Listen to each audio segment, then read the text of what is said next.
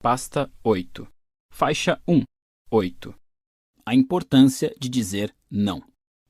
Em 2009, vendi tudo o que tinha, devolvi o apartamento alugado em que morava e fui para a América Latina. Naquela altura, meu humilde blog de conselhos amorosos vinha recebendo uma quantidade razoável de visitas e eu ganhava um dinheirinho modesto vendendo livros digitais e cursos online. Meu plano era passar alguns anos morando no exterior, tendo contato com novas culturas e aproveitando o baixo custo de vida em países da Ásia e da América Latina para investir e impulsionar o meu negócio. Era o sonho do nômade digital e, sendo um aventureiro de 25 anos, exatamente o que eu queria da vida. Vale observar que, apesar da ideia soar sedutora e ousada, nem todos os valores que me atraíram para este estilo de vida nômade eram saudáveis. Alguns eram admiráveis. Sede de ver o mundo, curiosidade por novos povos e culturas diferentes, espírito aventureiro à moda antiga. Mas também existia um pouco de vergonha sobre tudo aquilo.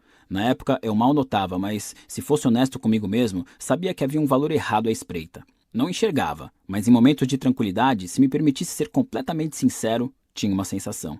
Junto com a arrogância dos 20 e poucos anos, as coisas traumatizantes pra cacete da minha juventude tinham me deixado com vários problemas de comprometimento. Eu passara os últimos anos compensando a inadequação e a ansiedade social da adolescência. Como resultado, me sentia capaz de me aproximar de quem eu quisesse, ser amigo de quem eu quisesse, conquistar qualquer mulher, transar com quem eu bem entendesse. Então, por que me comprometer com uma só pessoa, ou mesmo com um único grupo social, uma única cidade, um só país ou cultura? Se eu podia viver tudo, era o que eu deveria fazer, certo? Armado com esse grandioso senso de conexão com o mundo, fiquei saltitando de país em país, cruzando oceanos, continentes, em um jogo de amarelinha global que durou mais de 5 anos. Visitei 55 nações, fiz dezenas de amigos e me vi nos braços de várias mulheres, todas rapidamente substituíveis, algumas apagadas da memória já no voo para o país seguinte. Era uma vida estranha, repleta de experiências fantásticas que escancararam meus horizontes, cheia de euforias superficiais, perfeitas para adormecer minha dor subjacente. Eu tinha a sensação de estar vivendo um momento que era ao mesmo tempo muito profundo e muito vazio. Ainda tenho, aliás. Algumas das maiores lições que aprendi na vida e alguns dos momentos que mais definiram meu caráter aconteceram durante esse período na estrada. Por outro lado, alguns dos meus maiores desperdícios de tempo e energia também. Moro em Nova York atualmente. Tenho uma casa mobiliada, contas no meu nome e uma esposa. Nada disso é muito glamouroso ou empolgante, e eu gosto que seja assim. Depois de tantos anos intensos, a maior lição que tirei da minha aventura foi que a liberdade absoluta por si só não significa nada. A liberdade nos dá a oportunidade de encontrar um significado maior, mas ela em si não tem necessariamente nada de significativo. No fim das contas, a única maneira de encontrar significado e propósito é rejeitar alternativas, num processo que constitui um estreitamento da liberdade, ao escolher formar vínculos e assumir compromissos com um lugar, uma crença ou, uma pessoa. Essa percepção me ocorreu lentamente durante meus anos de viagem. Como acontece com a maioria dos excessos que cometemos, é preciso se afogar neles para perceber que não nos fazem feliz. Foi assim comigo. Enquanto eu me afogava no meu 53º, 54º, 55º países, comecei a entender que de todas aquelas experiências empolgantes e incríveis, poucas teriam algum significado duradouro. Enquanto meus amigos nos Estados Unidos estavam se casando, comprando casas e dedicando seu tempo a empresas interessantes ou causas políticas, eu flutuava de uma euforia para outra. Em 2011, fui a São Petersburgo, na Rússia. A comida era uma droga, o clima estava uma droga, neve em maio estavam de sacanagem com a minha cara. Meu apartamento na cidade era uma droga, nada deu certo, tudo era muito caro, as pessoas eram grosseiras e tinham um cheiro estranho, ninguém sorria e todo mundo bebia demais, mas eu adorei. Foi uma das minhas viagens preferidas. A cultura russa tem uma aspereza que costuma desagradar os ocidentais. Ficam para trás as falsas simpatias e cortesias verbais. Ninguém ali sorri para desconhecidos nem finge gostar de alguma coisa por educação. Na Rússia, se alguma coisa é ridícula, você diz que é ridícula. Se alguém está sendo babaca, você diz que está sendo babaca. Se você gosta de alguém e se sente muito feliz quando está com essa pessoa, você diz a ela que gosta muito dela e que se sente muito feliz quando está com ela. Mesmo que a pessoa em questão seja um amigo, um estranho ou alguém que você conheceu há 5 minutos na rua. Na primeira semana, achei tudo isso muito desconfortável. Fui tomar café com uma garota russa e 3 minutos depois de nos sentarmos, ela me olhou de um jeito estranho e falou que o que eu tinha acabado de dizer era uma idiotice. Quase engasguei. Não havia nenhum traço de agressividade em sua voz. Ela falou como quem conta um fato trivial, o clima naquele dia ou quanto ela calçava. Mas mesmo assim fiquei chocado. Afinal de contas, no Ocidente, esse tipo de franqueza é considerado altamente ofensivo, sobretudo vindo de alguém que você acabou de conhecer. Mas todos agiam assim. Todo mundo parecia grosseiro o tempo inteiro, e como resultado, minha mente ocidental, mimada, se sentia atacada por todos os lados. Inseguranças resistentes começaram a vir à tona em situações em que não apareciam havia anos. Fui me acostumando à franqueza com o passar das semanas, bem como ao sol da meia-noite e à vodka que descia como água gelada. Depois comecei a apreciá-la pelo que realmente era, expressão pura. Honestidade no sentido mais verdadeiro da palavra. Comunicação sem cláusulas de condições, sem parcialidade velada, sem segundas intenções, sem desespero por agradar. Após anos de viagem, foi ali, no lugar menos americano de todos, que conheci uma liberdade nova. Poder dizer o que eu pensava e sentia sem medo da repercussão. Aceitar a rejeição era uma estranha forma de libertação. E por ter desejado a expressão direta diante a maior parte da vida, primeiro por causa de um ambiente familiar cheio de repressão emocional e depois pela falsa segurança que passei a demonstrar de um modo construído meticulosamente, eu me embriaguei naquilo como se fosse a melhor vodka já produzida. O mês que passei em São Petersburgo passou voando e no final eu não queria ir embora. Viajar é uma ferramenta fantástica de desenvolvimento pessoal porque nos afasta dos valores de nossa cultura e demonstra que outra sociedade pode viver com valores diferentes e ainda funcionar sem se odiar. Essa exposição a valores e parâmetros diferentes nos faz reexaminar o que parece óbvio e considerar que nossa forma de viver pode não ser necessariamente a melhor. Nesse caso, a Rússia me fez reexaminar a falsa comunicação calcada em simpatia, tão comum na cultura ocidental, e me perguntar se isso não nos deixa mais inseguros nas nossas relações e menos aptos à intimidade. Eu me lembro de ter discutido essa dinâmica com meu professor de russo um dia e ele me contou uma teoria interessante. Vivendo sob o regime comunista por tantas gerações, com poucas oportunidades econômicas e imersa numa atmosfera de medo, a sociedade russa descobriu que a moeda mais valiosa é a confiança. E, para criar confiança, é preciso sinceridade. Isso é, se as coisas estão uma merda, você diz isso abertamente e sem se desculpar. Essas desagradáveis demonstrações de honestidade eram recompensadas pelo simples fato de serem necessárias para a sobrevivência. As pessoas precisavam saber em quem podiam ou não confiar, e precisavam saber rápido. Enquanto isso, no Ocidente livre, continuou meu professor de russo, havia uma abundância de oportunidades econômicas. Tantas que se tornou muito mais valioso se comportar da maneira X, mesmo que fosse falsa, do que ser de fato da maneira X. A confiança perdeu o valor. As aparências e o carisma se tornaram formas de expressão mais vantajosas. Conhecer muita gente de forma superficial valia mais a pena do que conhecer pouca gente com intimidade. É por isso que nas culturas ocidentais passamos a seguir a norma de sorrir e dizer coisas educadas, mesmo quando não estamos com vontade, além de contar mentirinhas bobas e fingir concordar mesmo quando discordamos. É por isso que as pessoas aprendem a fingir que são amigas de gente de quem não gostam, a comprar produtos que não desejam. O sistema econômico promove essa farsa. A desvantagem é que no Ocidente você nunca sabe se pode confiar na pessoa com quem está falando, e isso acontece até entre amigos íntimos ou parentes. No Ocidente, a pressão para ser agradável é tão forte que muitas vezes reconfiguramos nossa personalidade inteira para se adequar melhor ao interlocutor. Faixa 2. Rejeição faz bem. Como extensão da nossa cultura positivista consumista, muitas pessoas foram doutrinadas na crença de que devem tentar concordar e aceitar o máximo possível. Este é um dos pilares de muitos dos livros que pregam o pensamento positivo. Abra-se para as oportunidades, aceite, diga sim a tudo e todos, e por aí vai. Mas alguma coisa a gente tem que rejeitar. Do contrário, não somos nada. Se uma coisa não for melhor ou mais desejável do que outra, somos vazios e nossa vida não tem sentido. Deixamos de ter valores e, portanto, vivemos sem propósito. Evitar rejeitar e ser rejeitado é uma ideia vendida como uma maneira de se sentir melhor. Evitar a rejeição proporciona um prazer breve, mas nos deixa desorientados por um bom tempo. Para realmente apreciar algo, é preciso se limitar a um nível de alegria e significado que só pode ser alcançado depois de décadas investindo em um único relacionamento, uma única habilidade, uma única carreira. É impossível alcançar tais coisas sem rejeitar as alternativas. O ato de escolher um valor implica rejeitar outros. Se eu escolho tornar meu casamento a coisa mais importante da minha vida, estou também escolhendo não considerar importante orgias regadas a cocaína. Se escolho me julgar com base na minha capacidade de ter amizades honestas e tolerantes, ao mesmo tempo estou rejeitando falar mal dos meus amigos pelas costas. São decisões saudáveis, mas mesmo estas trazem embutida alguma rejeição. A questão é a seguinte: todo mundo precisa se importar com alguma coisa para valorizar alguma coisa. E para valorizar alguma coisa, precisamos rejeitar seu oposto. Para valorizar X, precisamos rejeitar o não X. Essa rejeição é uma parte inerente e necessária da manutenção dos nossos valores e, portanto, da nossa identidade. Somos definidos pelo que escolhemos rejeitar, e se não rejeitamos nada, talvez por medo de nos rejeitarem, não temos identidade. O desejo de evitar a rejeição a todo custo, de evitar o confronto e o conflito, o desejo de tentar aceitar tudo igualmente e de tornar tudo coerente e harmônico, é uma forma profunda e sutil de arrogância.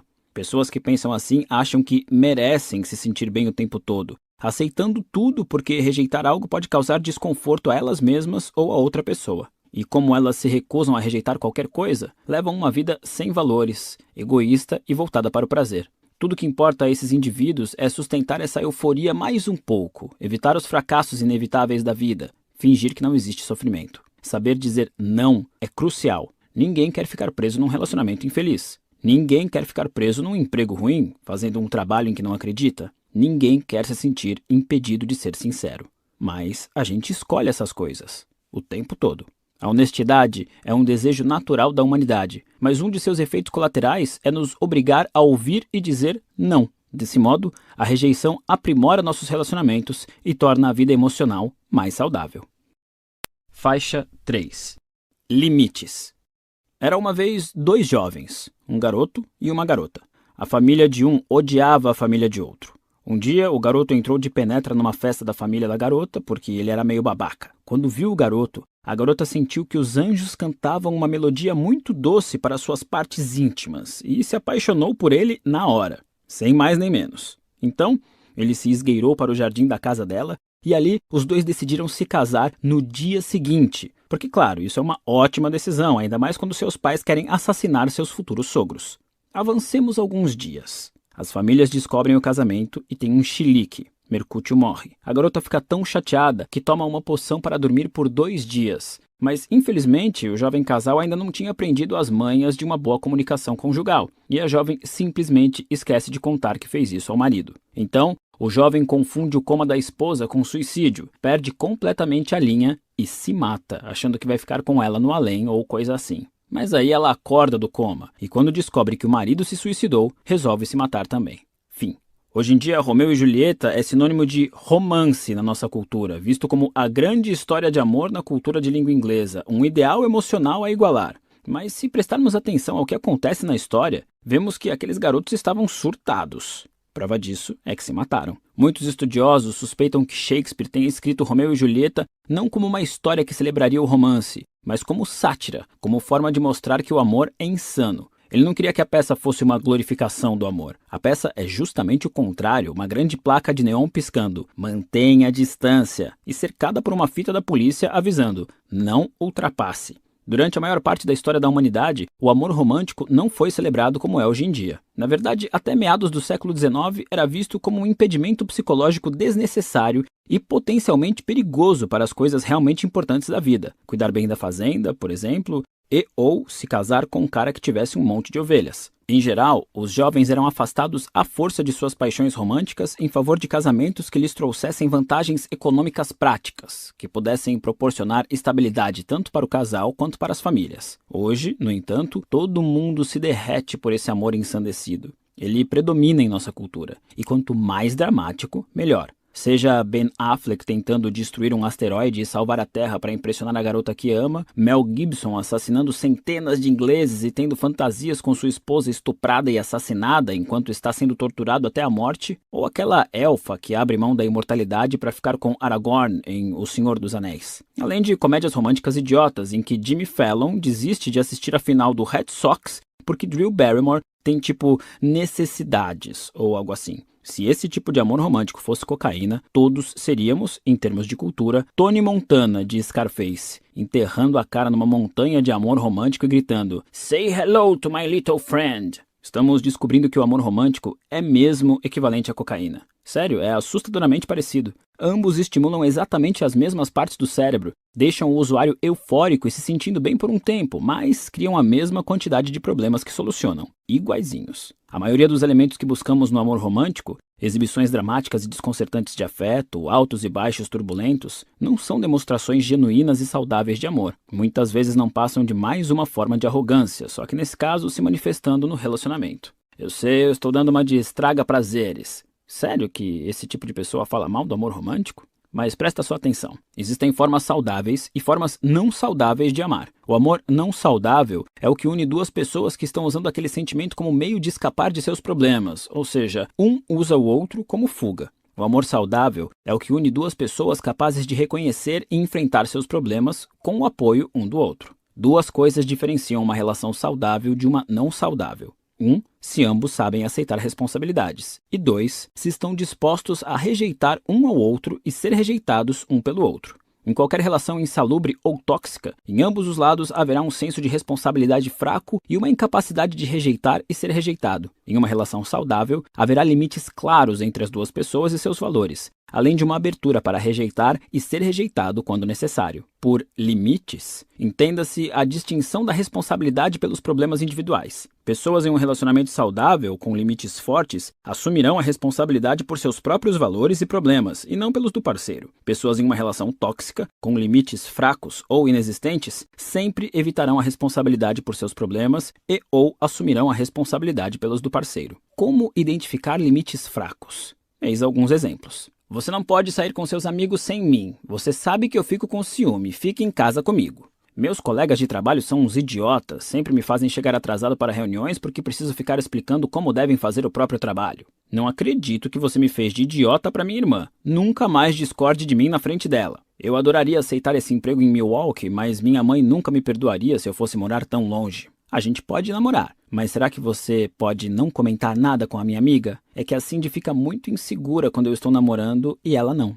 Nesses cenários, a pessoa está assumindo a responsabilidade por problemas e emoções que não são dela, ou exigindo que alguém assuma responsabilidades por seus problemas e emoções. Em geral, pessoas arrogantes caem em uma dessas duas armadilhas nos relacionamentos. Ou esperam que outros assumam a responsabilidade pelos seus problemas. Eu queria passar um fim de semana relaxante em casa, você deveria saber e cancelar seus planos. Ou assumem responsabilidade demais pelos problemas dos outros. Ela foi demitida de novo, mas deve ter sido culpa minha porque não dei o apoio que ela precisava. Vou ajudá-la a atualizar o currículo amanhã. Pessoas arrogantes adotam essas estratégias nos relacionamentos, assim como em relação a tudo mais, a fim de evitar a responsabilidade pelos próprios problemas. Como resultado, têm relacionamentos frágeis e superficiais, porque evitam a dor em vez de promover uma verdadeira apreciação e adoração do parceiro. A propósito, isso não vale só para relacionamentos românticos, serve também para relacionamentos familiares e amizades. Uma mãe dominadora, por exemplo, assume a responsabilidade por todos os problemas que surgem na vida dos filhos. A arrogância dela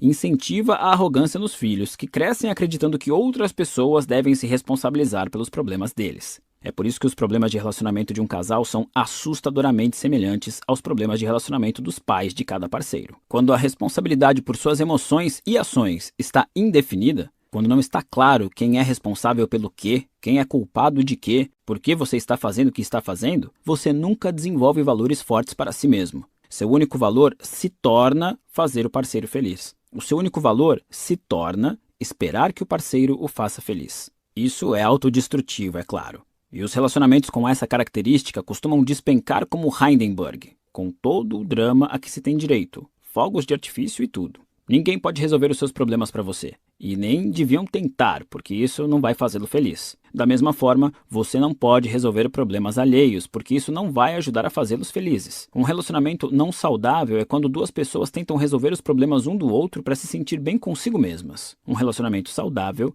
é aquele em que cada um resolve seus problemas para se sentir bem com o outro. Definir limites adequados não significa que você não pode ajudar ou apoiar seu parceiro ou receber ajuda e apoio. Os dois devem se apoiar mutuamente, mas que seja por escolha própria, não por se sentirem obrigados a isso ou no direito de exigir. Pessoas arrogantes que culpam os outros pelos sentimentos ruins e pelo que fazem de errado, agem assim por acreditar que o papel da vítima vai em algum momento atrair alguém para salvá-las, e assim elas receberão o amor que sempre desejaram. Pessoas arrogantes que assumem a culpa pelo que o outro sente de ruim e o que o outro faz de errado, agem assim por acreditar que, ao consertar e salvar o parceiro, receberão o amor e o reconhecimento que sempre desejaram. Esses são o yin e o yang de qualquer relação tóxica. A vítima e o salvador. O que causa incêndios porque se sente importante fazendo isso e o que apaga os incêndios porque se sente importante fazendo isso. Esses dois tipos de pessoas são atraídos fortemente um para o outro e geralmente acabam juntos. Suas patologias combinam à perfeição. Em geral, Esses indivíduos têm pais que também apresentam uma dessas características. Desse modo, seu modelo de relacionamento feliz é baseado em arrogância e limites fracos. Infelizmente, nenhum dos dois consegue satisfazer as necessidades reais do outro. Na verdade, o padrão exagerado de culpa e aceitação da culpa que os dois adotam perpetua a arrogância e os valores rasos, o que, por sua vez, os impede de ter suas necessidades satisfeitas. A vítima cria cada vez mais problemas para serem resolvidos, não porque surjam novos problemas reais, mas porque assim ela ganha atenção e afeto. E o salvador só resolve e resolve sem parar. Não porque realmente se importe com os problemas, mas porque acredita que fazendo isso vai ganhar atenção e afeto. Ambos os comportamentos têm motivações egoístas e condicionais e, portanto, são autossabotagem. Nesses cenários, pouco se vivencia o amor genuíno. Se a vítima amasse mesmo, o salvador diria: olha, este problema é meu e você não precisa resolvê-lo para mim. Só preciso que você me apoie enquanto estou resolvendo. Essa seria uma verdadeira demonstração de amor. Assumir a responsabilidade pelos próprios problemas e não jogar a responsabilidade para o parceiro. Se o salvador realmente quisesse salvar a sua vítima, diria: olha, você está culpando os outros pelos seus problemas, você é quem deve resolvê-los. E embora pareça estranho, essa seria uma verdadeira declaração de amor. Seria ajudar alguém a se resolver. Em vez disso, porém, vítimas e salvadores usam um ao outro para obter euforias emocionais. É como um vício que satisfazem mutuamente. O irônico é que, quando se deparam com parceiros emocionalmente saudáveis, em geral esses indivíduos se sentem entediados ou alegam não ter química. O descarte de indivíduos emocionalmente saudáveis e seguros se dá porque os limites sólidos desses parceiros não são empolgantes o suficiente para estimular constantes euforias na pessoa arrogante. Para as vítimas, a coisa mais difícil de se fazer neste mundo é se responsabilizar por seus problemas. Elas passaram a vida toda acreditando que seu destino está nas mãos dos outros. O primeiro passo para assumir a responsabilidade por si mesmas é apavorante. Para os salvadores, a coisa mais difícil de se fazer neste mundo é parar de tomar problemas alheios para si. Eles passaram a vida toda sendo valorizados e amados quando ajudavam alguém, e abrir mão dessa necessidade de ser recompensados por boas ações também é assustador. Se você faz um sacrifício por alguém de quem gosta, isso deve ser feito por vontade própria, não por obrigação ou por temer as consequências de não fazê-lo. Se seu parceiro faz um sacrifício em seu nome, que seja um gesto altruísta e não porque você manipulou o sacrifício por meio de raiva ou culpa. Atos de amor só são válidos se livres de condições ou expectativas. Pode ser difícil reconhecer a diferença entre fazer algo por obrigação ou voluntariamente. Então, eis um teste para o salvador. Pergunte a si mesmo: se eu me recusasse a fazer esse gesto, o que mudaria no nosso relacionamento? Para a vítima, a pergunta seria: se meu parceiro se recusasse a fazer algo por mim, o que mudaria no nosso relacionamento? Se a resposta é que a recusa causaria uma explosão de drama e pratos quebrados, é mau sinal. Isso sugere que seu relacionamento é condicional, ou seja, baseado em uma troca de benefícios superficiais, não em uma aceitação incondicional mútua, o que inclui aceitar os problemas um do outro. Pessoas com limites fortes não têm medo de chiliques, discussões ou tristeza. Pessoas com limites fracos morrem de medo dessas coisas e sempre moldarão o próprio comportamento para se adequar aos altos e baixos da montanha-russa emocional do relacionamento. Pessoas com limites fortes entendem que não é razoável esperar que duas pessoas cedam 100% e satisfaçam todas as necessidades uma da outra. Pessoas com limites fortes entendem que às vezes podem ferir os sentimentos de alguém, mas que no fim das contas não podem determinar como os outros se sentem. Pessoas com limites fortes entendem que um relacionamento saudável não se baseia em um controlar as emoções do outro, mas em um apoiar o outro em seu crescimento individual e na resolução de seus próprios problemas. Não se trata de se importar com tudo que importa para o seu parceiro, e sim de se importar com o seu parceiro. Isso é amor incondicional, queridos. Faixa 4. Como construir confiança.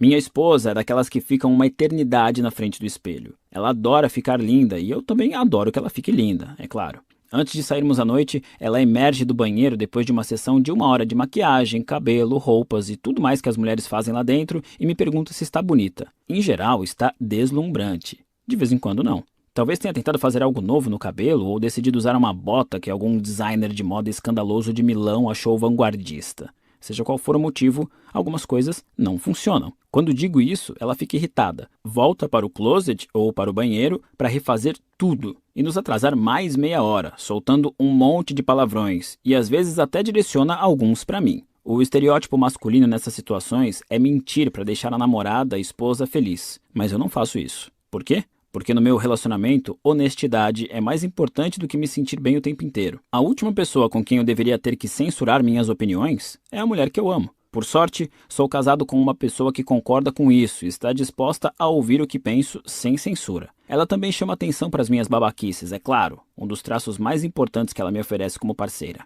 Meu ego é ferido às vezes? Sim, eu reclamo e tento argumentar, mas algumas horas depois volto amuado e admitido que ela estava certa. E cara, essa mulher me torna uma pessoa melhor, mesmo que na hora eu odeie ouvir o que ela tem a dizer. Quando a nossa maior prioridade é nos sentirmos bem o tempo todo, ou sempre fazer com que o nosso parceiro se sinta bem, no fim das contas, ninguém se sente bem. E a relação desmorona sem ninguém perceber. Sem conflito, não pode haver confiança. Eles existem para nos mostrar quem está ao nosso lado incondicionalmente e quem só quer os benefícios. Ninguém confia em alguém que só diz sim. Se o panda da desilusão estivesse aqui, ele diria que a dor nos nossos relacionamentos é necessária para consolidar a confiança e produzir uma intimidade maior. Para que um relacionamento seja saudável, ambas as partes devem estar dispostas e ser capazes de dizer e ouvir não. Sem essa negação, sem essa ocasional rejeição, os limites se quebram e os problemas e valores de um dominam os do outro. Portanto, o conflito não só é normal, como absolutamente necessário para a manutenção de uma relação saudável. Se duas pessoas próximas não conseguem demonstrar suas diferenças de forma aberta e franca, a relação é baseada em manipulação e distorção, e logo se tornará tóxica. A confiança é o ingrediente mais importante em um relacionamento, pela simples razão de que sem ela, o relacionamento não significa nada. Uma pessoa pode dizer que ama você, que quer ficar com você, que largaria tudo por você, mas se você não confia nela, não se beneficia dessas declarações. Você não se sente verdadeiramente amado até confiar que esse amor não virá com alguma condição especial nem bagagem agregada. Esse é o fator mais destrutivo na traição. Não é só o sexo, mas a confiança que foi destruída com ele. Sem confiança, o relacionamento não tem mais como funcionar. Nesse ponto, é preciso reconstruí-la ou dizer adeus. Sempre recebo e-mails de gente que foi traída pela pessoa amada, mas quer continuar com o parceiro e está se perguntando como voltar a confiar nele. Sem confiança, dizem essas pessoas, o relacionamento começou a parecer um fardo, uma ameaça que deve ser monitorada e questionada, e não desfrutada.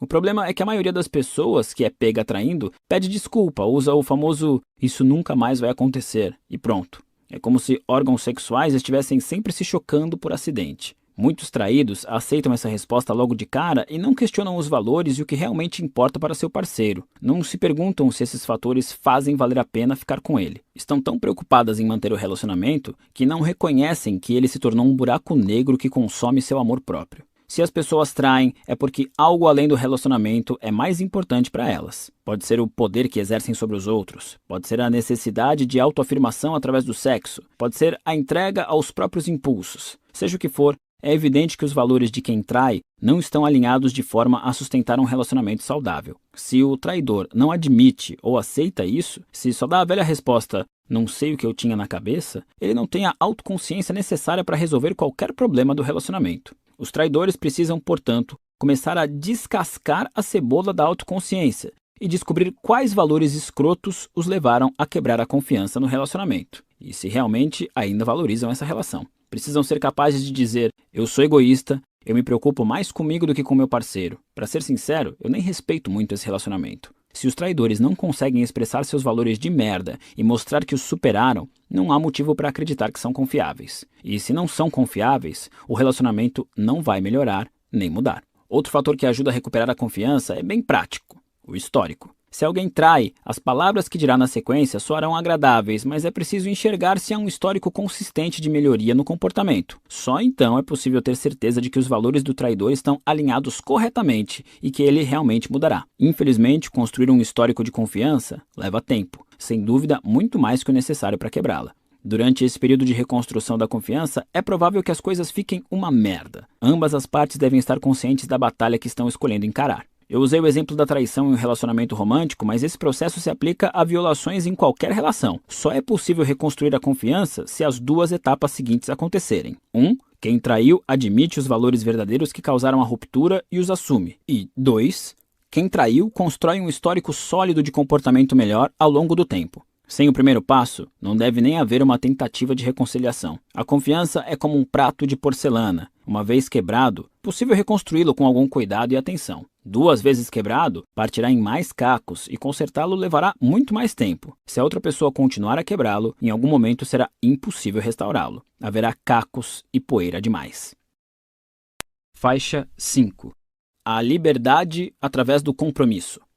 A cultura consumista sabe muito bem nos fazer querer mais, mais e mais. Sob todo o hype e marketing está a sugestão de que mais é sempre melhor. Eu aceitei essa ideia durante muitos anos. Ganhe mais dinheiro, visite mais países, tenha mais experiências, fique com mais mulheres. Mas nem sempre mais é melhor. Na verdade, o oposto é verdadeiro. Em geral, ficamos mais felizes com menos. Quando somos sobrecarregados por oportunidades e opções, sofremos o que os psicólogos chamam de paradoxo da escolha. Basicamente, quanto mais variáveis, menos satisfeitos ficamos com o que escolhemos, porque temos consciência de que perdemos várias opções. Então, se você escolher um entre 2 lugares para morar, provavelmente se sentirá confortável e confiante de que fez a escolha certa. Ficará satisfeito com sua decisão. Mas se tiver um leque de 28 opções e escolher uma, o paradoxo da escolha diz que provavelmente você passará anos sofrendo e duvidando de si mesmo, se perguntando se tomou a decisão correta e se está mesmo maximizando a sua felicidade.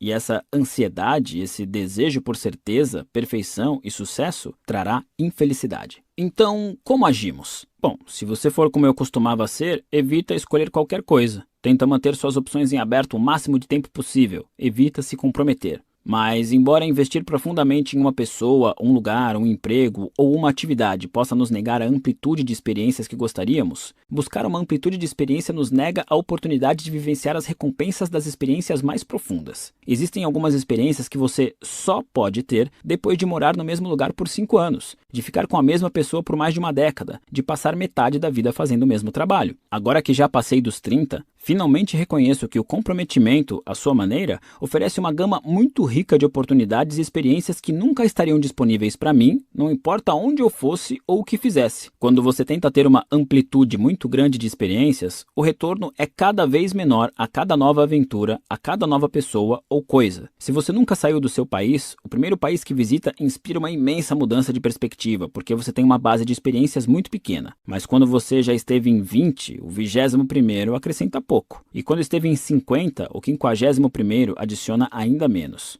O mesmo vale para os bens materiais, dinheiro, hobbies, empregos, amigos e parceiros românticos, sexuais. Todos valores ruins e superficiais que as pessoas escolhem para si mesmas. Quanto mais velhos ficamos, mais experiência obtemos e menos cada nova experiência nos afeta. A primeira vez em que bebi em uma festa foi empolgante. A 100ª foi divertida. A 50ª foi só um fim de semana normal. E a 1000ª foi chata e sem importância. Pessoalmente, a grande questão para mim ao longo dos últimos anos foi minha capacidade de aceitar o comprometimento. Escolhi rejeitar tudo, menos as melhores pessoas, experiências e valores da minha vida. Eliminei todos os outros projetos profissionais paralelos e decidi me concentrar apenas em escrever. Desde então, meu site se tornou mais popular do que eu jamais teria imaginado. Eu me comprometi a ficar com uma só mulher a longo prazo. E para minha surpresa, achei isso mais recompensador que qualquer um dos casinhos, encontros e noites de sexo casual que tive no passado. Assumi um compromisso com uma única cidade e passei a cuidar melhor das minhas poucas amizades importantes, genuínas e saudáveis. Com isso, descobri algo improvável. Existe uma liberdade e uma libertação no compromisso. Encontrei mais oportunidades e aspectos positivos ao rejeitar alternativas e distrações e favorecer o que me importa de verdade. O compromisso liberta porque deixamos de lado as distrações com o que é insignificante e frívolo. Liberta porque foca nossa atenção nos direcionando ao que é mais eficiente em nos tornar saudáveis e felizes. O compromisso torna a tomada de decisões mais fácil e elimina o medo de sair perdendo. Sabendo que o que você já tem é bom o suficiente, por que se estressar buscando mais, mais e mais? O comprometimento permite que nos concentremos em objetivos importantes e obtenhamos mais sucesso do que seria possível sem ele. A rejeição das alternativas nos liberta. Abrimos mão da constante busca da amplitude sem profundidade e do que não se alinha aos nossos valores mais importantes e às medidas que escolhemos. Sim, é provável que a amplitude de experiência seja necessária e desejável quando somos jovens. Afinal, precisamos explorar o mundo e descobrir no que vale a pena investir. Mas a profundidade é onde o verdadeiro tesouro está. Para trazê-lo à tona, é preciso cavar fundo e assumir um compromisso com o que quer que seja. Isso vale para relacionamentos, carreira e para a construção de um bom estilo de vida. Vale para tudo.